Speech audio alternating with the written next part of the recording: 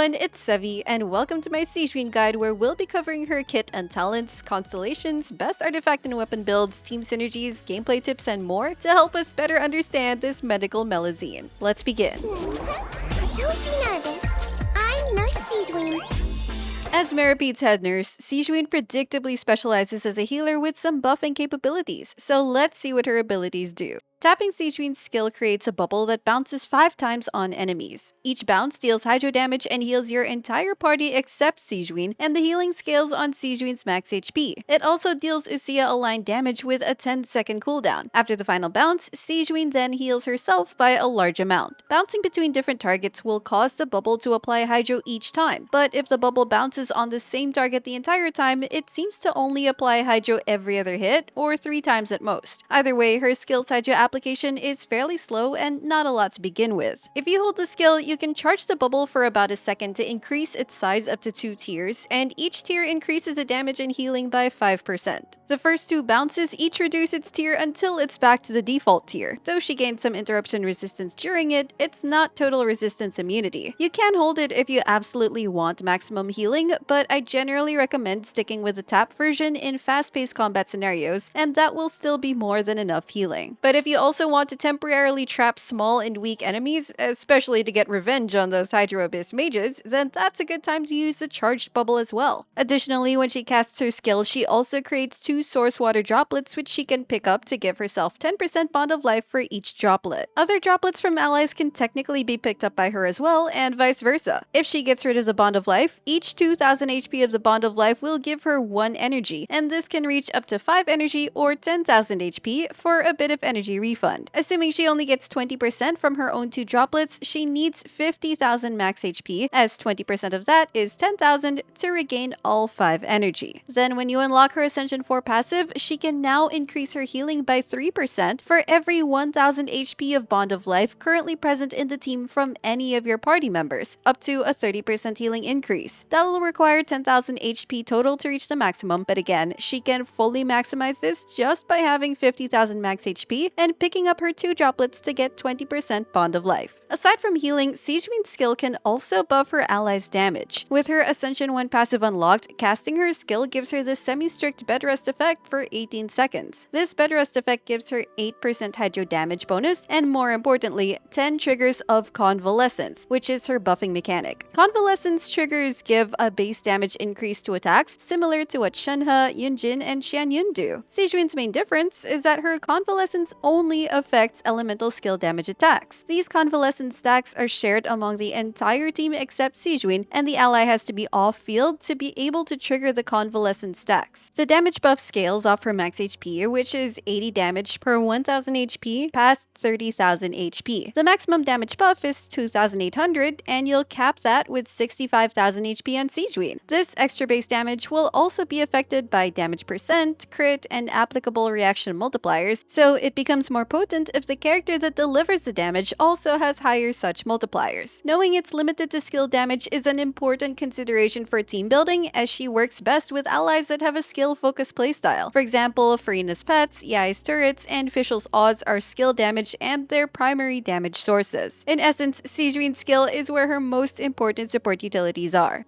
Moving on, Sigewinne's burst deals continuous waves of AoE hydro damage that scales on her HP and lasts for 2.5 seconds. She also simultaneously absorbs up to 2 nearby source water droplets. This is a pretty straightforward ability, mainly for dealing damage, a bit of AoE hydro application, and conveniently absorbing the droplet she created. Since it's not her main source of healing and its hydro application is quite weak, it's generally not essential to burst every time, unless you're building her for burst damage or using specific equipment. If you do use it, you can't switch to another teammate while it's active and until the animation ends or gets cancelled, so you can manually cancel it by dashing. Meanwhile, Sigewinne's normal attacks are a slow mix of arrow shots and huge pills, and charging her shot slowly emits heart-shaped bubbles if you want to fight enemies with the power of love. Unfortunately, her normal and charge attacks scale from her attack stat, so on an HP build she won't be doing much damage with them, but she won't be using them anyway as a support. And for her exploration talent, when you're underwater and the active character's HP falls under 50%, she will heal half of their max HP, but will also decrease their resistances for for 10 seconds, which I suppose is meant to reflect her questionable methods of healthcare. When leveling her talents, prioritize her skill to boost her healing. Her burst is optional as it only boosts the damage, which is negligible anyway, but if you're doing a sort of burst DPS build, then you can level it up. You can leave her normal attack talent alone and save resources. To ascend Sigewinne, you'll need the Tulpa Boss Mats, Romaritime Flowers, and Transoceanic Pearls. Then for her talents, she uses the Equity series, more Transoceanic Pearls, and the Lightless Eye from the Narwhal Weekly Boss. Sigewinne has absolutely no need for Constellations to be a solid functional healer, but let's see what they add anyway. C1 causes her bubble to bounce 3 more times, and the first 3 bounces will not make the bubble smaller, which means more healing, Hydra application, and skill hits over time. Then each bubble bounce now adds 1 convalescence stack, so that's a total of 18 triggers she can give your team. Additionally, the skill damage buff scaling will be increased to 100 damage instead of the original 80 damage per 1000 HP past 30k. The max possible damage buff is now 3500 as well, which still caps at 65k max HP. Having more triggers and a higher scaling damage buff essentially makes her a much more potent buffer. For C2, Sigewinne now creates a Hydro Shield while casting her skill in Burst, but this shield disappears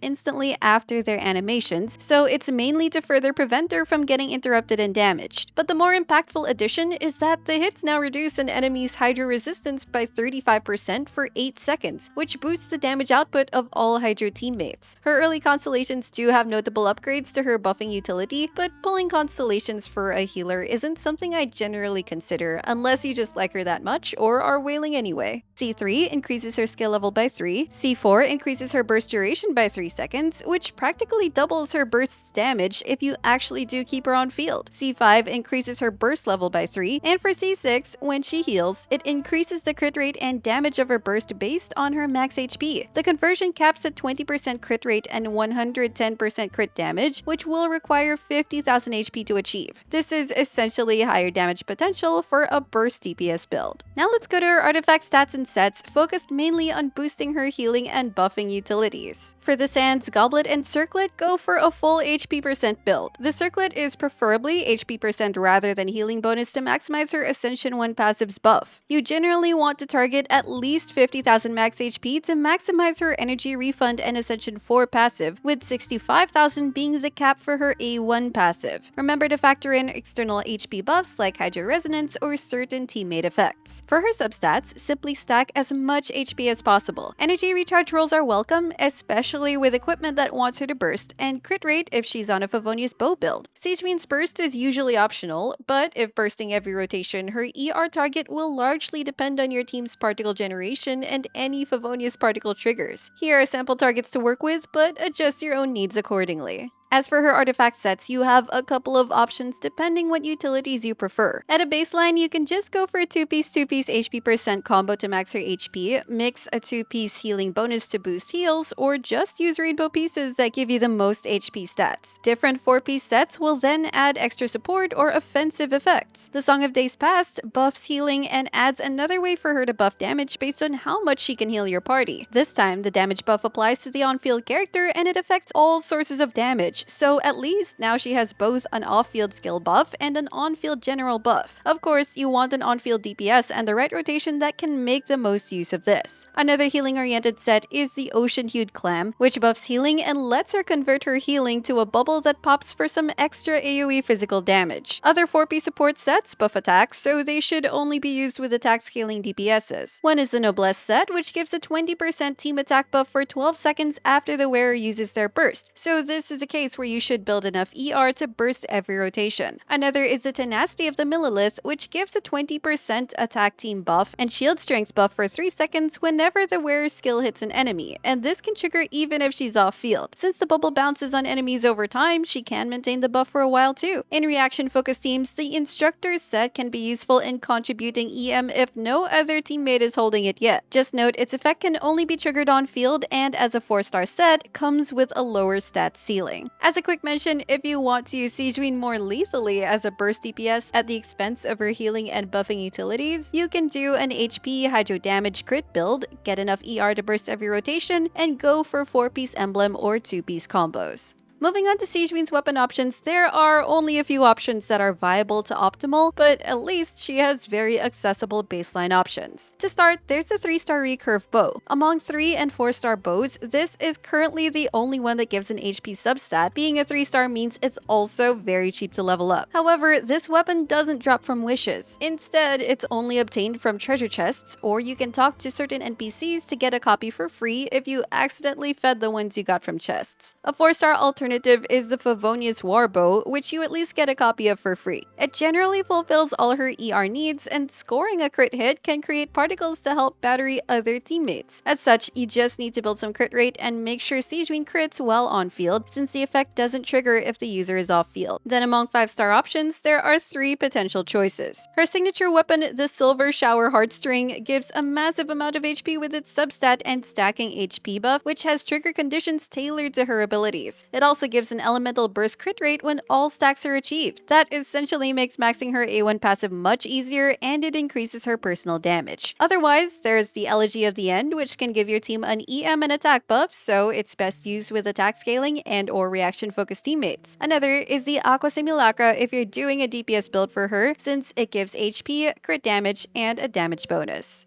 Finally, let's go over her team synergies. If your team just wants a general healer, Sigewinne can fill in that role as a comfy and easy to use option. Thanks to her healing being tied to her skill instead of her burst, her energy needs aren't as strict, and the healing in itself is a good amount. And since she buffs skill damage of off-field characters, it's generally more ideal to use her with such skill-focused teammates. Due to her slow off-field Hydra application, she generally won't be effective as a solo Hydra unit in teams that are very reliant on fast Hydra application and Hydra-related reactions. So in those cases, a second Hydra unit is recommended, which makes up a double Hydra combo and unlocks Hydra resonance to benefit HP scaling teammates. Anyway, let's go through a couple synergies and teams. A very notable synergy is with Furina. Sigewinne buffs Furina's pet's damage. She effectively counteracts Furina's HP drain with her team healing to help with survivability and stack fanfare, and Furina and Sigewinne themselves both appreciate the HP bonus of Hydra resonance. In existing Furina team templates where she runs in a double Hydro setup, Sigewinne can have more potential to slot in with her. That takes care of the sustain needs, so other slots have more flexibility to run offensive teammates. For instance, instead of using Jean or Sayu as an animo healer, with Sigewinne as a healer you can now opt for more offensive animos like Kazuha or Heizo. This Furina Sigewinne Flex duo can accommodate a lot of team comps, as long as their Hydro application is compatible with the team's reactions. With Hydro Electro teammates, that composes an Electrocharged or Taser team, which typically has an Animo VV unit to shred both Electro and Hydro resistances. With a Pyro teammate, that can be a Vaporized team, but since Sigewinne's Hydro application alone isn't sufficient for your Pyro DPS to consistently trigger Vaporizes on, you'll generally want to comp a teammate with more reliable Hydro application. With Cryo teammates, that can be a Freeze team, and you'll also generally want to have another Hydro applicator that can more reliably help maintain the freeze aura on enemies. This is also one example of a team where Wriothesley and Sigewinne can work together if you want the Fortress of Meropide duo. In a mono Hydro team, it's made up of Hydro and typically one Animo VV unit to shred Hydro resistance. Have a unit who will assume an on-field DPS or driver role, while the other units work from off-field. Sigewinne can also be slotted in a Bloom team, particularly with Nilou, where you'll want a very good healer or shielder to keep you alive against the self-damage of Denjo core explosions. In a Hyper Bloom team, you need to pair Sigewinne with a fast Hydro applicator who can more reliably help generate Denjo cores. Kuki Shinobu is often recommended as a Hyper Bloom trigger since she consolidates both healing and Hyper Bloom triggering, but at least with Sigewinne she can take care of the healing and allow your Electro trigger to be another unit, like replacing Kuki with Raiden instead. On the other hand, a Quick Bloom team wants slower Hydro application so you don't get rid of the Quicken aura too often, which can allow you to trigger more aggravate and spread reactions while still generating some cores and triggering Hyper Blooms over time. This is one case where Sigewinne's slower Hydro application can be beneficial.